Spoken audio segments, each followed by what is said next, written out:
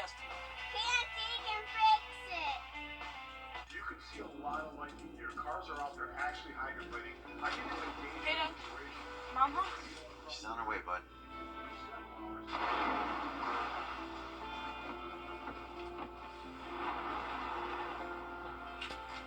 Hey, hon. Nasty out there. Yeah, I'm glad you're home. Stay safe. I will. Tell them to save me some. When others head in, we head out. Dominion Energy. Hey, babe. It's gonna get cold soon. Did you call Plunkett Heating and Air like you were supposed to? Nah, we'll be fine. I serviced it last year.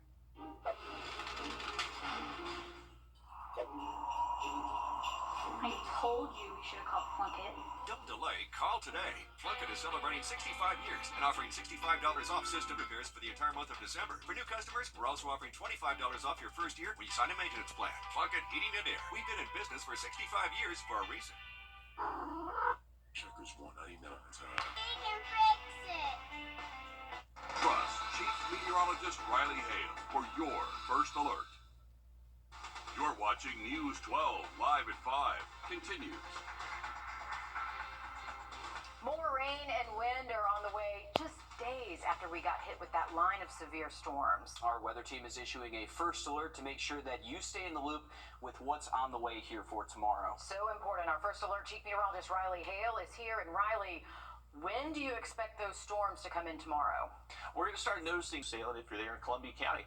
I have an update on those storm changes again for you in just about 10 minutes. Thanks, Riley. Schools are starting to react to the severe weather coming tomorrow. So far, Barnwell, Aiken, and McCormick County schools say that they will operate on an early release schedule for tomorrow, as well as Horse Creek Academy. Orangeburg, Allendale, and Bamberg County schools will hold e-learning days tomorrow. To see a full, up-to-date list of school changes for tomorrow, you can scan the flow code there on your screen, and it will take you to our website, wrdw.com.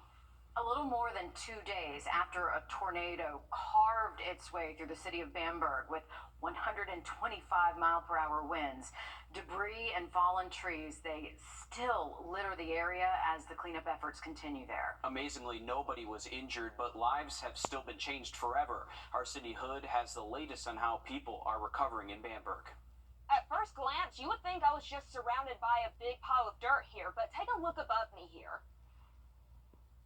I'm actually standing by this massive tree root here. Now, it's pure luck this tree didn't hit anyone when it fell over, and lucky is definitely the way Bamberg is feeling right now. Take a look at the town. Trees and debris everywhere, but there's also hands and feet on the ground working to pick up the pieces and rebuild. Who knows how long it'll take, but time is nothing for this community because they are just thankful to have this time with each other. We work together.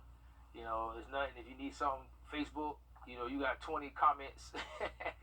Everybody's, willing to help. So, all new tonight on News 12 at 6 o'clock, we are taking you around the town to show you how this town is coming together to clean up the pieces here. In Bamberg, Sydney Hood on your side. Thanks for that, Sydney. The search, meanwhile, for a murder suspect out of Richmond County extending into Florida tonight. Authorities in Clay County, that's in the Jacksonville area, are now joining the search for 20-year-old Jamari Williams. He is wanted for the murder of 22-year-old Kyan Bowie back in October of 2022. Bowie's family tells us he was autistic and did not go out often, but he'd gone out the day he died to go to a birthday party at Olmsted Homes. Investigators say Bowie was shot at least 7 times. Both Williams and another suspect in the case, Lawrence Stevens, are wanted for murder. They are considered armed and dangerous. Aiken County has some of the highest cases of human trafficking in the entire state of South Carolina. That's according to a report released today by Attorney General Alan Wilson. Now, data breaking down the magnitude of human trafficking shows that counties with the most cases include Aiken County with 24 cases. Aiken also ranks 4th for the most incidents reported to the National Human Trafficking Hotline. Today, South Carolina Attorney General Alan Wilson spoke on the importance of reporting any red flags that point to trafficking because it can save a life. I would rather you err on the side of over-reporting and it end up being nothing than under-reporting and then a child or a victim slips through the cracks. Signs that somebody could be a victim of human trafficking include the victim not having control over their passport or identity documents. The victim lives isolated from their support group or family. They are working in a dangerous work environment without proper safety gear or have an unstable living condition. Georgia Airport saw a rise in firearms at checkpoints, according to the TSA. Augusta Regional actually broke a record for the most guns caught in 1 year. Our local TSA caught 12 guns at Augusta Regional in 2023. That's one more than the previous record of 11 set back in 2019. Those numbers, though, are nothing compared to Hartsfield-Jackson, however, which caught 451 guns at checkpoints last year. And it's not just Georgia. Nationally, the TSA reports a record number of guns found at checkpoints, period. And most of the guns, by the way, were loaded. For Summit Snow. Happening now live at 5. The grand opening is underway for the Junior Achievement Discovery Center in Columbia County. This is a new space dedicated to teaching students in both Richmond and Columbia counties about the economy through real-life scenarios with local businesses. The center will bring in 15,000 students each year from our areas and beyond. A great tool for a lot of our students as they get, of course, that real-life experience there. Yeah, in our two biggest counties. Big news tonight for North Augusta, the second phase of the Beacon Bluff Development Project. That's expected to bring 250 jobs to the area. The Palmetto Peach Development says a comprehensive cancer treatment center will now be located in the former MedAct building. There will be a news conference tomorrow at 2 p.m. to learn more about Phase 2 of Beacon Bluffs. Of course, we will be there to let you know what is announced. Well, big money and big promises from Governor Brian Kemp. During his State of the State address, the governor proposed tax cuts and raises for some. And a controversial idea for funding education in Georgia. Reporter Abby Kasoris has the details. The governor spoke right up there, laying out his budget priorities for this year, including a 4% raise for state employees, a $2,500 boost for teachers, more money for state patrol posts and trooper school, and more than $200 million to expand mental health services across the state. Mr. Doorkeeper, please allow the governor. House lawmakers opening their doors to state senators for Governor Brian Kemp's State of the State speech. The state of our state is strong, growing, and prosperous. Kemp received many rounds of applause, throwing his weight behind school choice legislation, using state dollars to pay for a portion of a child's private education if they don't want to attend a low-performing public school. I firmly believe we can take an all-of-the-above approach to education, whether it's public, private, homeschooling, charter, or otherwise. Kindergarten teacher Lisa Morgan says the money to fund the program should stay with public schools. Our answer is C, and that stands for the Georgia Constitution, which requires that we provide an adequate public education for our students. Democrats responding. Let's hold the governor accountable. Together, let's use this surplus to try to make the American dream, which feels out of reach for so many, a reality. Senate Minority Leader Gloria Butler says the Democrats are prioritizing expanding Medicaid. Up there in the gallery, the governor commended State Trooper Jerry Parrish, who was shot responding to the site of the future Atlanta Public Training Center. The governor called on lawmakers to show support for the project and support for law enforcement. His budget includes $3,000 raises for all state law enforcement. At the state capitol, I'm Abby Kasoris. Thank you, Abby. This tiny police shack is drawing attention in Barnwell tonight. We'll tell you why after this short break. And there is a first alert in effect Friday. The opportunity for more severe weather does move in late into the day tomorrow. Update on the forecast just after the break. A couple days prior, we did mention that there could be the possibility of really strong tornadoes. Vandenberg, make sure you are getting into your safe spot right now. You see it on radar, and it looks awful, and your heart kind of sinks a little bit. You wonder how on earth no one was hurt. You would hope that you played a process in keeping people safe and being able to warn them in time.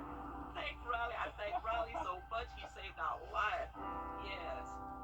This is why we put out those first alerts. Time in the severe weather. For the weekend, we get mostly sunny skies back. It is going to be cold, though, by Sunday morning, back down into the 20s. Well, breaking news live at 5. More changes are coming down for your child's school day tomorrow. We just learned that Fox Creek High School will be on an early release schedule tomorrow for the possibility of severe weather. They join other schools, including Aiken County, for early release. Orangeburg and Allendale counties among those switching to e-learning tomorrow. To see a full up-to-date list of school changes for tomorrow, you can scan the flow code there on your screen, and it will take you to our website, wrdw.com. A small shout. Downtown Aiken. Among the thousands of products at CES in Las Vegas this year, there seems to be an increase in tech aimed to help people with disabilities. Our consumer tech reporter Jamie Tucker shows us more. What the Tech, sponsored by Augusta Preparatory Day School. When I first heard there was a device here at CES that allowed people to control their computer with their mouth, I thought that was pretty absurd. But actually, there's a very good reason people would use this. We're working with folks with spinal cord injuries, no quadriplegia, that sort of thing. It's called the MouthPad, a Bluetooth-enabled rechargeable mouthpiece with sensors. Your tongue becomes your computer mouse. People who have no head movement at all, this month we'll start working with people with ALS. The audio radar enables deaf and hard of hearing gamers to see sound in video games. Being unable to hear, I miss a lot of the 360 space stuff that's going on. Brendan Gilbert stopped playing multiplayer games because he could not hear action behind him. He was always getting shot in the games. Also sound to a visual representation of where the sound is coming from. Oh, if something's coming from behind the person, you're going to see that on the lower portion of the screen. And the gyro glove helps people with Parkinson's disease calm hand tremors.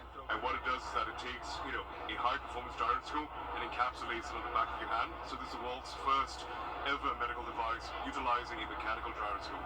It not only settles my tremor here, but my shoulder. I put that glove on, I couldn't extend my arms. And look, it's amazing. Like a lot of other accessibility gadgets and devices being released at CES this week, they are all available. The gyro glove is available right now for about $5,000. That's What the Tech. From CES in Las Vegas, I'm Jamie Tucker. Well, the North Augusta boys basketball team might not have a game this week, but they're still hard at work preparing for region play. This afternoon, News 12 Sports Director Dan Booth stopped by practice to see if the Jackets have what it takes to make a deep playoff run this year. Meredith and Will, the Jackets are coming off a campaign last year where everything went their way until it didn't, taking its 27-0 record into the second round of the playoffs where they suffered their one and only loss of the season. Now it's new year, new team for the Jackets, and this team is hungry. North Augusta is 12-6 at the moment, having played multiple state champions and state runner-ups left from last year. While playing that level of competition early on is helpful, head coach Tony Harrell told me we can't overlook how hard his team is working, preparing, and practicing on a daily basis. This team is full of winners. This team is full of competitors. They like to get after each other every single day. We've been down 14 points to the number one team in 3A with 3 minutes to go and ended the game on an 18-3 run. So this team always believes that there's time on the clock, we can win the game. Never give up attitude, just a bunch of winners. Because they don't have a game this week, Coach Harrell had his Jackets play an extremely competitive game of pickup at practice today. That game was so close that it went into quadruple overtime. I'll tell you all about that on News 12 at 6 o'clock. That's it for sports. We'll be right back after this quick break. If you've been hurt in a car wreck, what are you waiting for? Call George Sink Injury Lawyers at all nines now. The sooner you call, the sooner they can help. George Sink Injury Lawyers has the experience to help you get your money faster. If you've been hurt in a car wreck, call all nines. There are trucks. George Sink Injury Lawyers is here for you. We're available to take your call, nights, weekends, 24/7. All right, here's a live look at I-20 just outside of our building. Looks like traffic is improving here near the state line, so not as congested as what it was just a little bit ago. Temperature is cooling off 49 degrees already. If you are heading out this evening, grab the jacket. It is going to be a little bit chilly out there. Luckily, we're not expecting any rain for tonight, so evening plans do look good to go. Just going to be a little bit cool in the 40s. Now, this is for tomorrow. Earlier today, we were underneath an enhanced severe weather risk, this brown shaded color, which is a little bit higher threat. They downgraded us into to a slight risk. Now, downgraded, but not zero. So still the opportunity maybe for a few isolated tornadoes tomorrow. Doesn't look like it's going to be quite as a widespread threat as like we saw earlier into the week, but still keep the chance even for strong wind gusts with those thunderstorms tomorrow afternoon through at least around 8 p.m. So make sure you are keeping that First Alert weather app close by to get those alerts. We'll see those storms push out for later Friday night and then setting up for a beautiful, dry but chilly weekend. All right, thanks, Riley. Stick with us. We have more news, weather, and sports coming up after a short break on News 12 at 6 o'clock.